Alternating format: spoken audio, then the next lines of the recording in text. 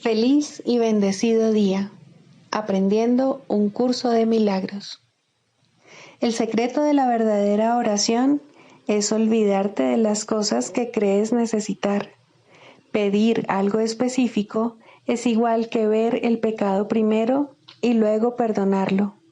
Del mismo modo, al orar pasas por alto tus necesidades específicas, tal como las ves, y las dejas en manos de Dios. Ahí se convierten en los regalos que le haces, pues le dicen que no antepondrás otros dioses a Él, ni que quieres otro amor que el suyo. Este libro es un comienzo, no un final. Del prefacio, que postula, párrafo 6. El pecado se define como una falta de amor. Puesto que lo único que existe es el amor, para el Espíritu Santo el pecado no es otra cosa que un error que necesita corrección en vez de algo perverso que merece castigo. Nuestra sensación de ser inadecuados, débiles o de estar incompletos procede del gran valor que le hemos otorgado al principio de la escasez, el cual rige al mundo de las ilusiones. Desde este punto de vista, buscamos en otros lo que consideramos que nos falta a nosotros. Amamos a otro con el objeto de ver qué podemos sacar de él. De hecho, a esto es a lo que en el mundo de los sueños se le llama amor. No puede haber mayor error que ese, pues el amor es incapaz de exigir nada. Introducción. Este es un curso de milagros. Es un curso obligatorio. Solo el momento en que decides tomarlo es voluntario. Tener libre albedrío no quiere decir que tú mismo puedas establecer el plan de estudios. Significa únicamente que puedes elegir lo que quieres aprender en cualquier momento dado. Este curso no pretende enseñar el significado del amor, pues eso está más allá de lo que se puede enseñar. Pretende, no obstante, despejar los obstáculos que impiden experimentar la presencia del amor, el cual es tu herencia natural. Lo opuesto al amor es el miedo, pero aquello que todo lo abarca no puede tener opuestos. Este curso puede, por lo tanto, resumirse muy simplemente de la siguiente manera. Nada real puede ser amenazado. Nada irreal existe. En esto radica la paz de Dios.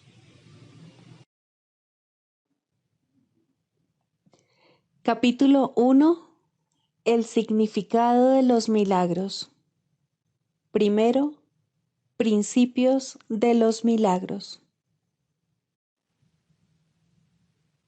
Principio 20. Los milagros despiertan nuevamente la conciencia de que el espíritu, no el cuerpo, es el altar de la verdad.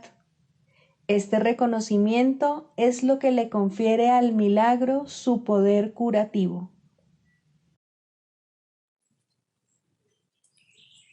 El fin de la injusticia. ¿Qué es entonces lo que aún hay que deshacer para que puedas darte cuenta de su presencia? Solamente esto, la distinción que todavía haces con respecto a cuando está justificado atacar y cuando es injusto y no se debe permitir. Cuando percibes un ataque como injusto, crees que reaccionar con ira está justificado, y así ves lo que es lo mismo como si fuese diferente. La confusión no es parcial. Si se presenta, es total, y su presencia, en la forma que sea, ocultará la presencia de ellos, pues a ellos o se les conoce claramente o no se les conoce en absoluto. Una percepción confusa obstruye el conocimiento, y no es cuestión de cuán grande es la confusión o de cuánto interfiere. Su mera presencia impide la de ellos y los mantiene afuera donde no se les puede conocer. ¿Qué puede significar el hecho de que percibas algunas formas de ataque como si fuesen injusticias contra ti?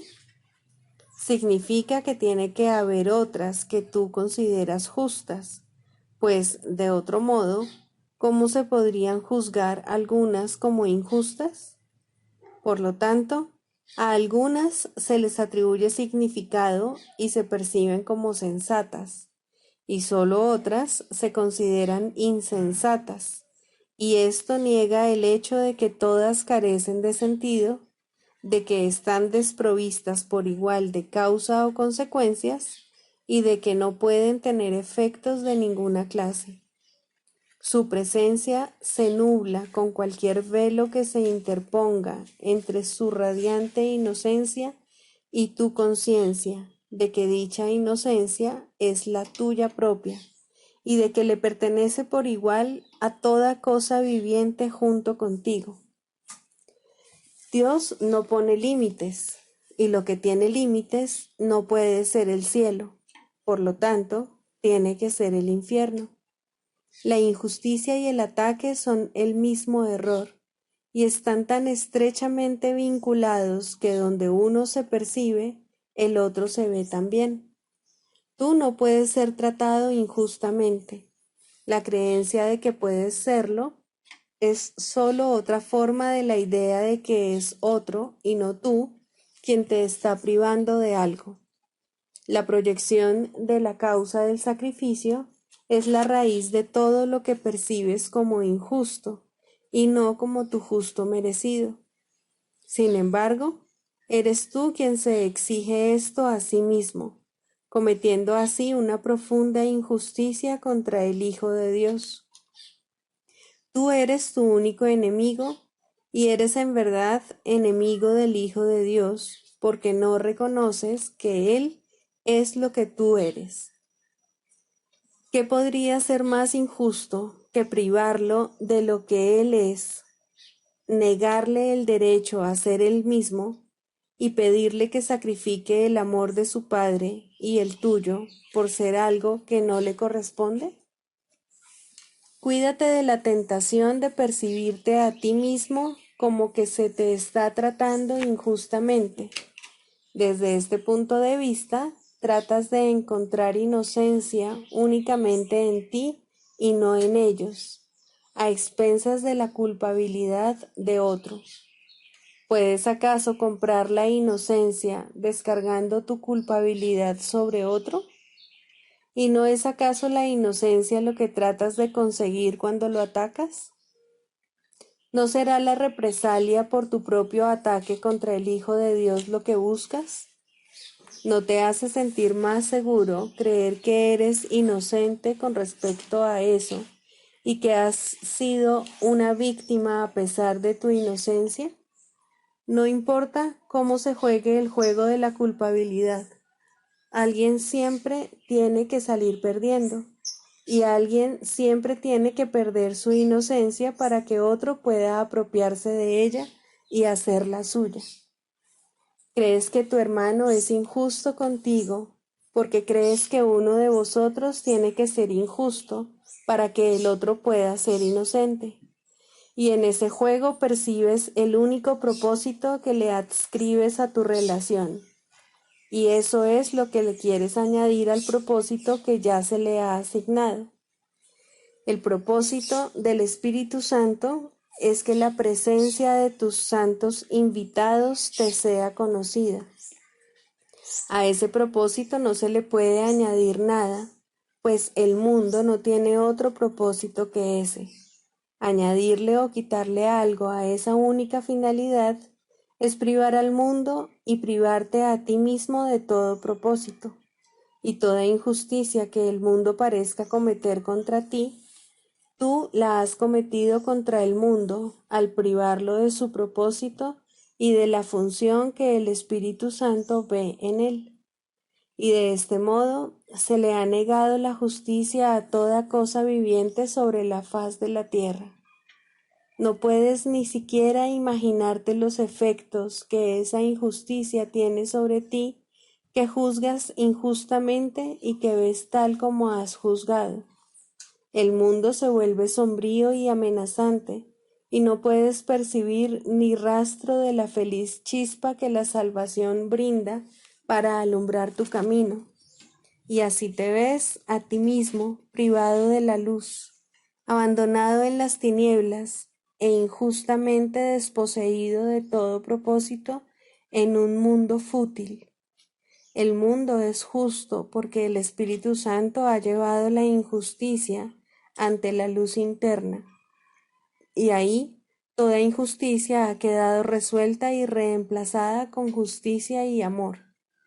Si percibes injusticias en cualquier parte, solo necesitas decir: con esto niego la presencia del Padre y la del Hijo, mas prefiero conocerlos a ellos que ver injusticias, las cuales se desvanecen ante la luz de su presencia.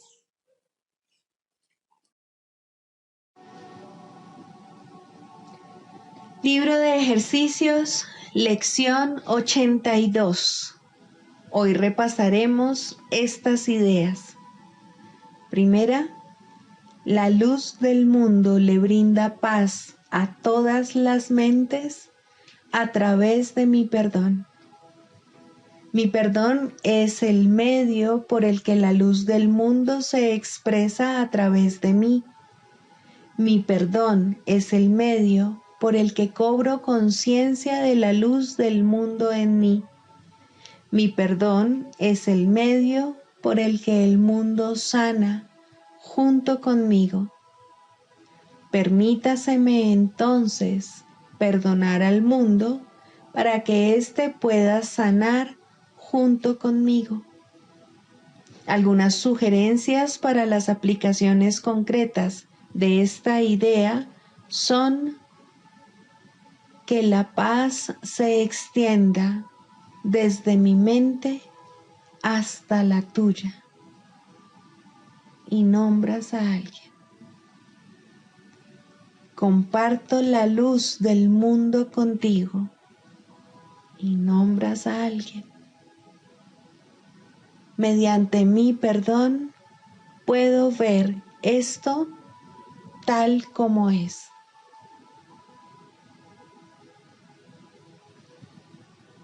Segunda idea: no dejes que me olvide de mi función. No me olvidaré de mi función porque quiero recordar mi ser. No puedo desempeñar mi función si la olvido. Y a menos que desempeñe mi función, no experimentaré la dicha que Dios dispone que yo tenga. Algunas variaciones específicas de esta idea son: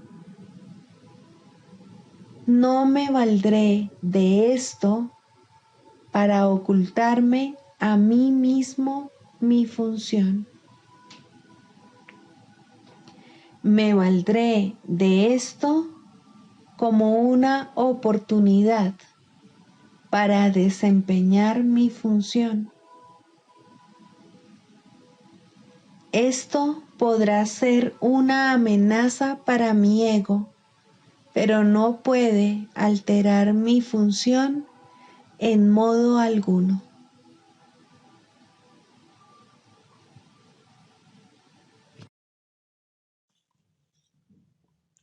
Del Manual para el Maestro, pregunta 4.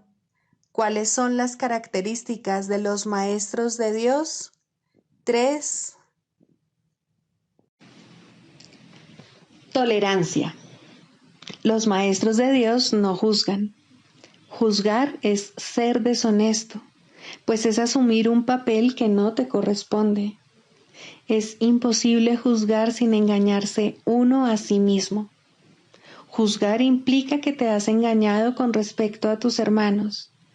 ¿Cómo entonces no te ibas a haber engañado con respecto a ti mismo? Juzgar implica falta de confianza, y la confianza sigue siendo la piedra angular de todo el sistema del pensamiento del Maestro de Dios. Si la pierde, todo su aprendizaje se malogra. Sin juicios, todas las cosas son igualmente aceptables, pues en tal caso, ¿quién podría juzgarlas? Sin juicios, todos los hombres son hermanos, pues en ese caso, ¿quién se encontraría aparte? Juzgar destruye la honestidad y quebranta la confianza. El Maestro de Dios no puede juzgar y al mismo tiempo espera aprender.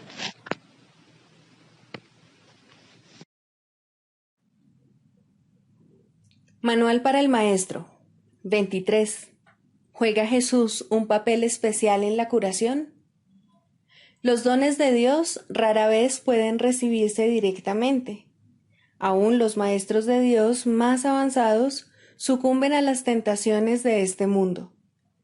¿Sería justo entonces que se le negara la curación a sus alumnos por esa razón?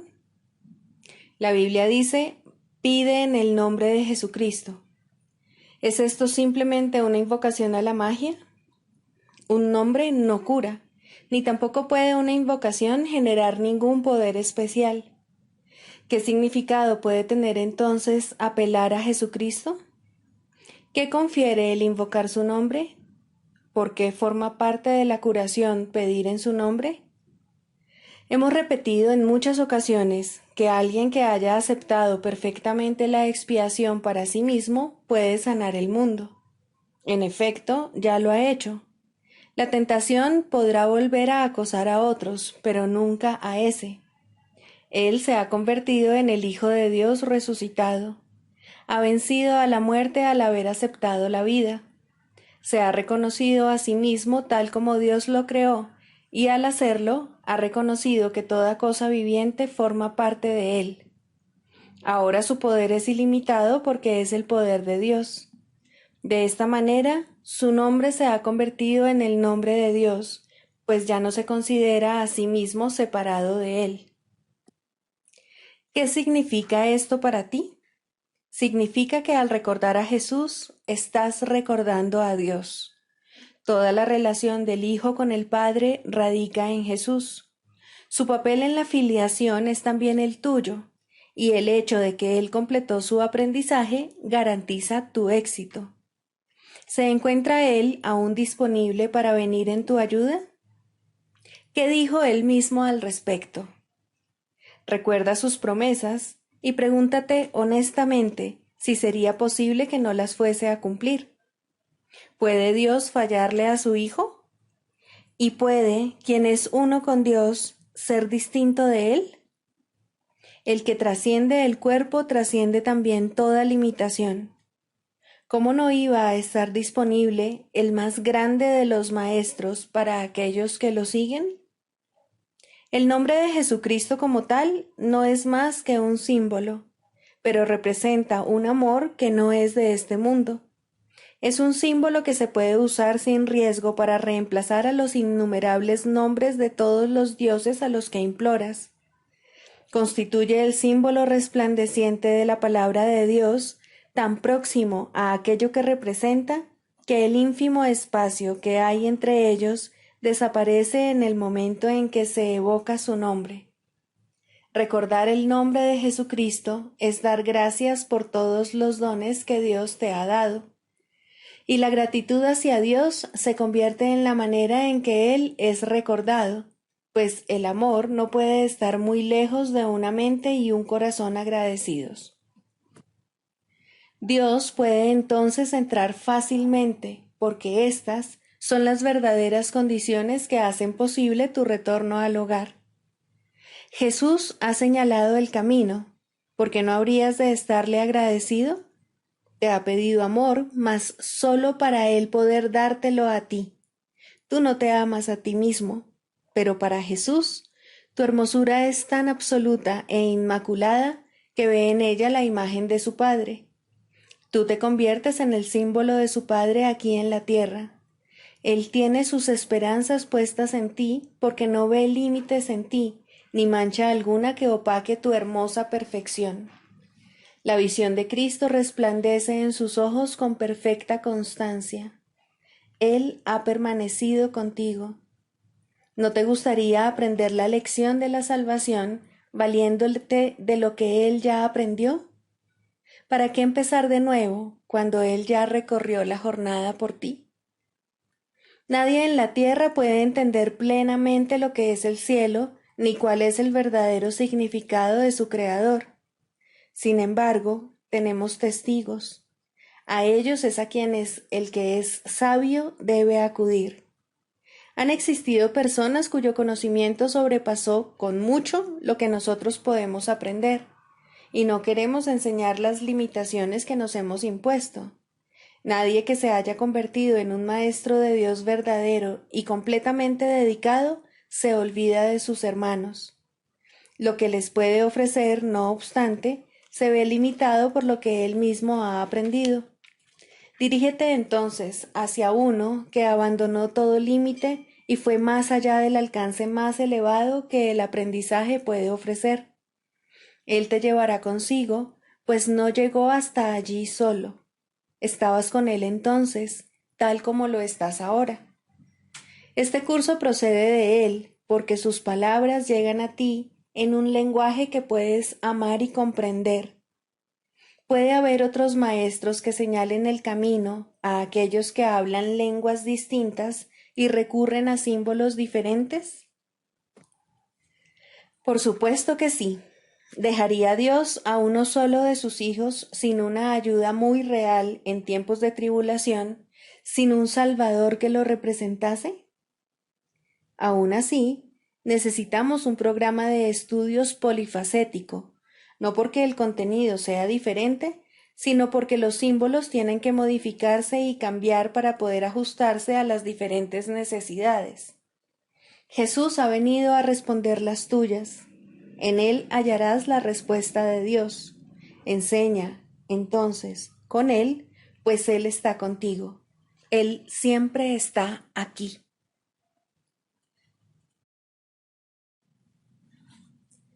Manual para el maestro. Clarificación de términos. 6. El Espíritu Santo. Jesús es la manifestación del Espíritu Santo, a quien Él invocó para que descendiese sobre la tierra después de su ascensión al cielo, es decir, después de haberse identificado completamente con el Cristo, el Hijo de Dios tal como Él lo creó. Al ser el Espíritu Santo una creación del único Creador, y al crear junto con Él y a su semejanza o espíritu, es eterno y nunca ha cambiado. Fue invocado para que descendiese sobre la tierra, en el sentido de que entonces se hizo posible aceptarle y escuchar su voz. Su voz es la voz de Dios y, por lo tanto, ha adquirido forma. Dicha forma no es su realidad, la cual solo Dios conoce junto con Cristo, su verdadero Hijo, quien es parte de Él. Al Espíritu Santo se le describe a lo largo del curso como aquel que nos ofrece la respuesta a la separación y nos trae el plan de la expiación, al asignarnos el papel especial que nos corresponde desempeñar en dicho plan y mostrarnos exactamente en qué consiste. Él ha designado a Jesús como el líder para llevar a cabo su plan, ya que Jesús fue el primero en desempeñar perfectamente su papel. Se le ha dado pleno poder en el cielo y en la tierra, y lo compartirá contigo cuando tú hayas desempeñado el tuyo.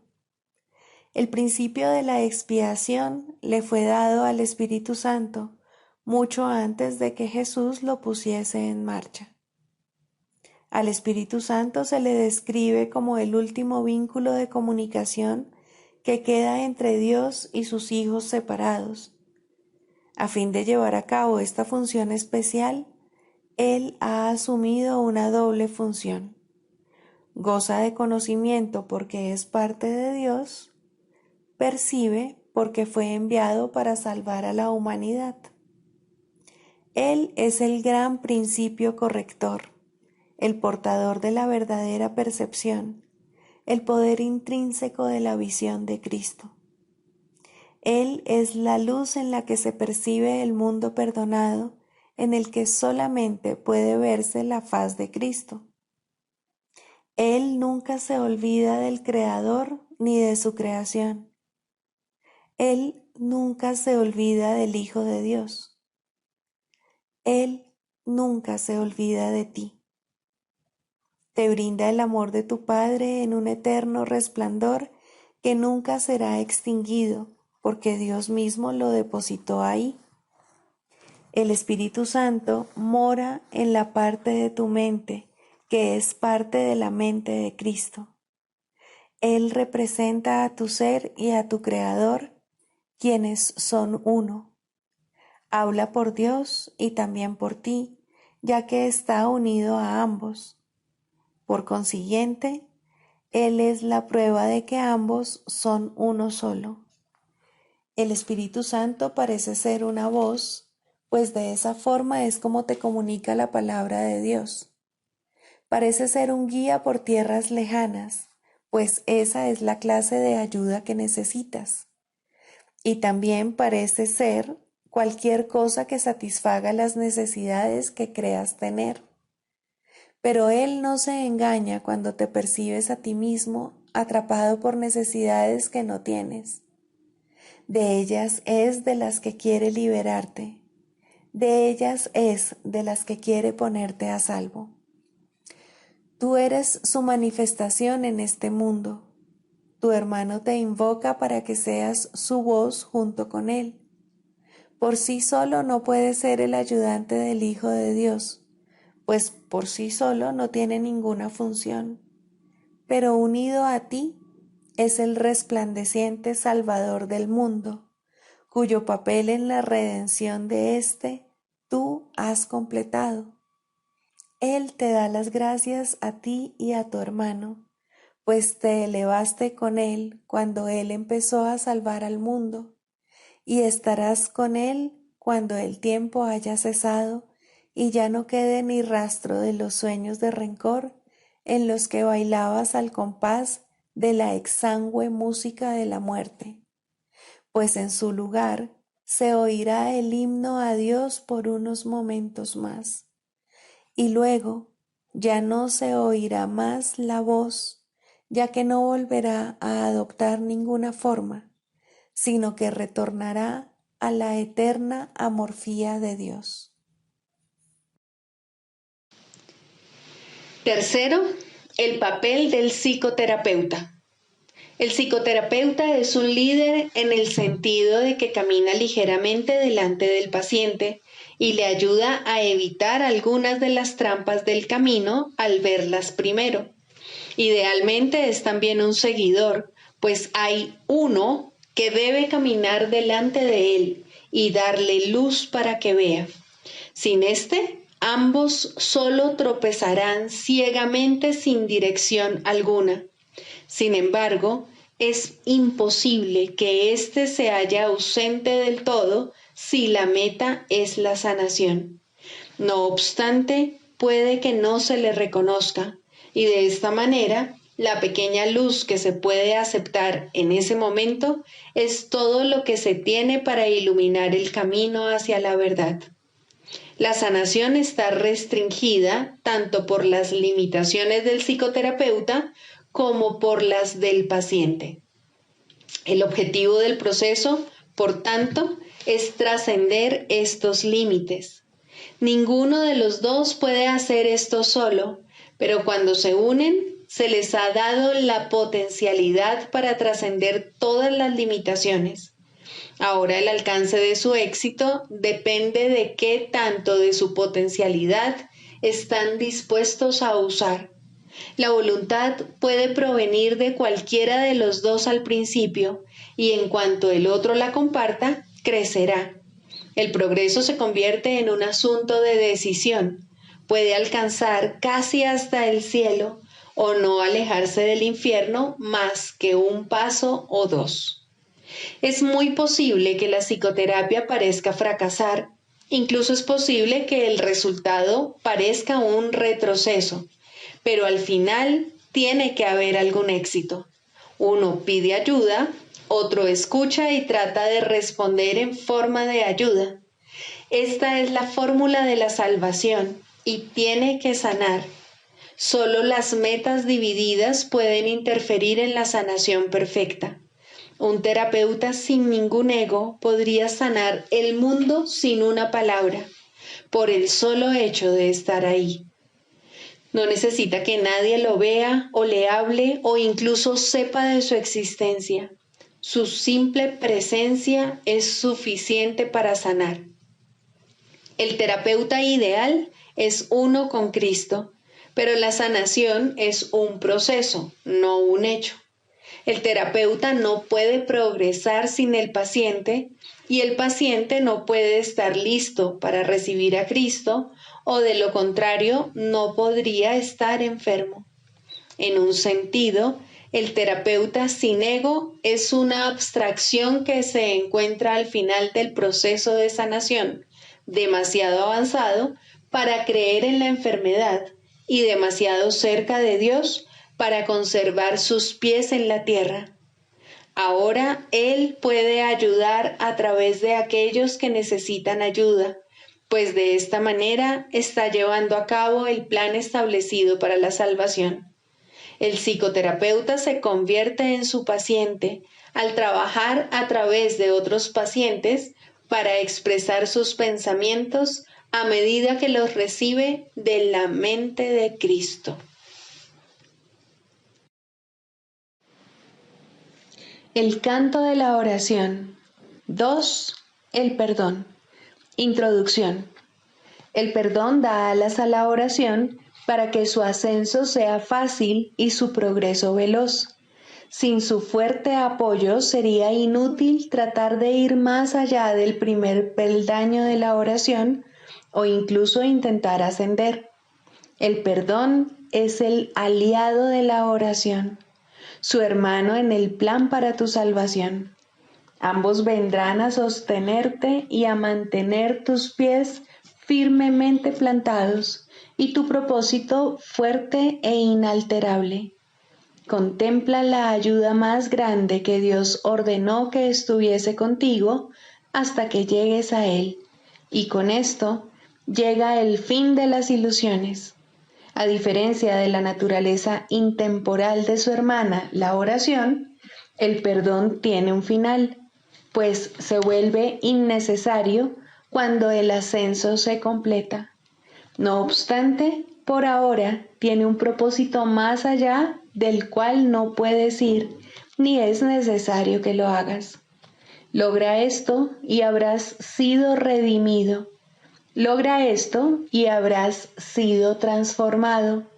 Logra esto y salvarás al mundo. Primero, perdonarte a ti mismo.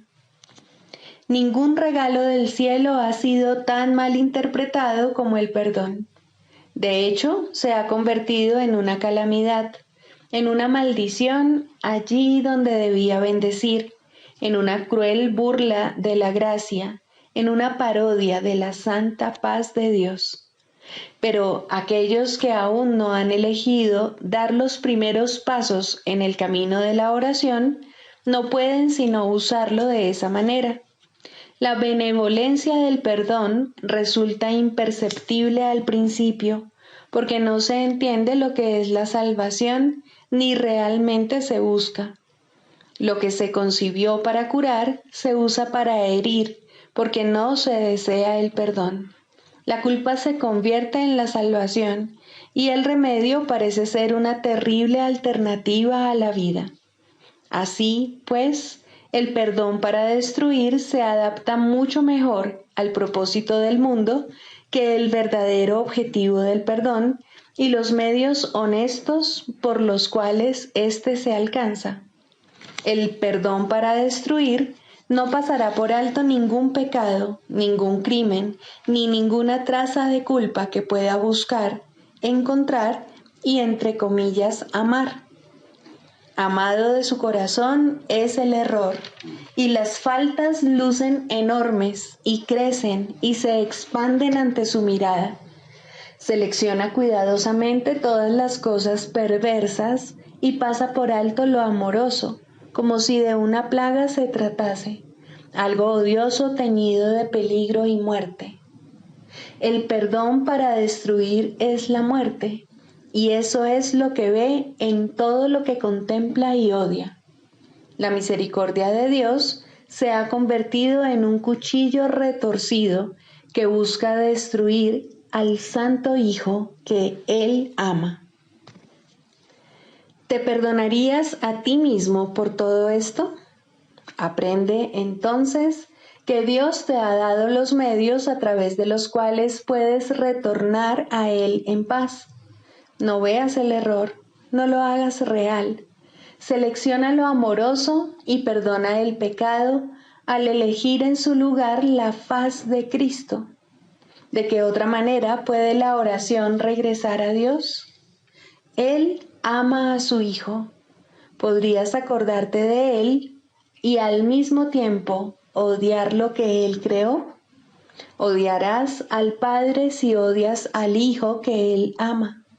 Pues tal como veas al Hijo, así te verás a ti mismo, y tal como te veas a ti mismo, así será Dios para ti. De la misma manera en que siempre oras por ti, del mismo modo es a ti al que siempre se le concede el perdón. Es imposible perdonar a otro, pues son únicamente tus pecados lo que ves en él. Quieres verlos en él y no en ti. Por eso es por lo que perdonar a otro es una ilusión. Sin embargo, es el único sueño feliz en todo el mundo, el único que no conduce a la muerte. Solo en otro puedes perdonarte a ti mismo, pues le has hecho culpable de tus pecados y ahora tienes que encontrar tu inocencia en él. ¿Quién sino el pecador necesita que se le perdone? Jamás pienses que puedes ver pecado en nadie excepto en ti mismo. Este es el gran engaño del mundo, y tú, el que más se engaña a sí mismo. Siempre parece que el malvado es otro, y como resultado de su pecado, tú eres el perjudicado. ¿Sería posible la liberación si esto fuese cierto? Pues en tal caso serías el esclavo de todos, ya que lo que cualquiera de ellos hiciese dictaría tu destino, tus sentimientos, tu desesperación o esperanza, tu desdicha o alegría. No serías libre a menos que Él te concediese la libertad, y al Él ser malvado, solo puede dar maldad. No puedes ver sus pecados sin ver los tuyos, mas puedes liberarlo y liberarte a ti mismo. El perdón, verdaderamente concedido, es el camino en el cual se encuentra tu única esperanza de libertad. Otros cometerán errores al igual que tú, mientras esta parodia de mundo parezca ser tu hogar. No obstante, Dios mismo dio a todos sus hijos un remedio para todas las ilusiones que creen ver. La visión de Cristo no utiliza tus ojos, pero tú puedes mirar a través de los suyos y aprender a ver como Él. Los errores no son sino diminutas sombras que desaparecen fugazmente y que solo por un instante parecen ocultar la faz de Cristo, que continúa inmutable tras todas ellas. Su constancia permanece en tranquilo silencio y perfecta paz. Él no sabe de sombras. Suyos son los ojos que ven, más allá del error, al Cristo en ti. Pide entonces su ayuda y pregúntale cómo aprender lo que es el perdón, tal como su visión lo ve. Tienes necesidad de lo que Él da, y tu salvación depende de lo que aprendas. La oración no es libre para llegar hasta el cielo, mientras el perdón para destruir permanezca contigo. La misericordia de Dios eliminará de tu santa mente esta manera de pensar mordaz y venenosa. Cristo te ha perdonado y en su visión el mundo se torna tan santo como Él. Quien no ve maldad en el mundo, ve como Él, pues lo que Él ha perdonado no ha pecado y así ya no hay más culpa. El plan de la salvación se ha cumplido y la cordura ha llegado.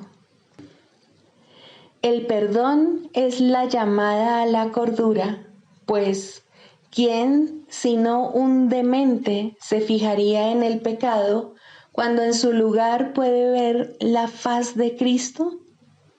Esta es la elección que tienes ante ti, la más simple y sin embargo la única que puedes hacer. Dios te pide que salves a su Hijo de la muerte, ofreciéndole el amor de Cristo. Esta es tu necesidad y Dios te ofrece este regalo. Tal como Él da, así tienes que dar tú también. Y de este modo, la oración se restituye a lo amorfo, más allá de todo límite a la intemporalidad, sin nada del pasado que le impida volver a unirse al perenne canto que toda la creación le entona a su Dios. Mas para alcanzar este fin, y antes de llegar allí donde el aprendizaje ya no tiene objeto, debes primero aprender. El perdón es la llave, mas ¿quién puede usar una llave cuando no sabe dónde está la puerta para la que se hizo y para la que solamente sirve? Por lo tanto, tenemos que hacer una clara distinción, de modo que la oración pueda ser liberada de la oscuridad y llegar a la luz. El papel del perdón debe invertirse y limpiarse de todo uso malvado y de las metas de odio para las que se ha empleado. El perdón para destruir debe ponerse al descubierto en toda su perfidia y luego abandonarse para siempre. No debe quedar ni el más mínimo vestigio de él si el plan que Dios estableció para tu retorno ha de lograrse al fin y el aprendizaje concluir. Este es el mundo de los opuestos y tienes que elegir entre ellos a cada instante mientras el mundo siga siendo real para ti. No obstante, debes aprender cuáles son las alternativas que verdaderamente tienes, o no serás capaz de lograr tu libertad. Deja, pues, que te resulte claro lo que el perdón en realidad significa para ti, y aprende lo que debería hacer para hacerte libre. El nivel de tu oración depende de ello, pues aquí espera por su libertad para elevarse del mundo del caos y llegar a la paz.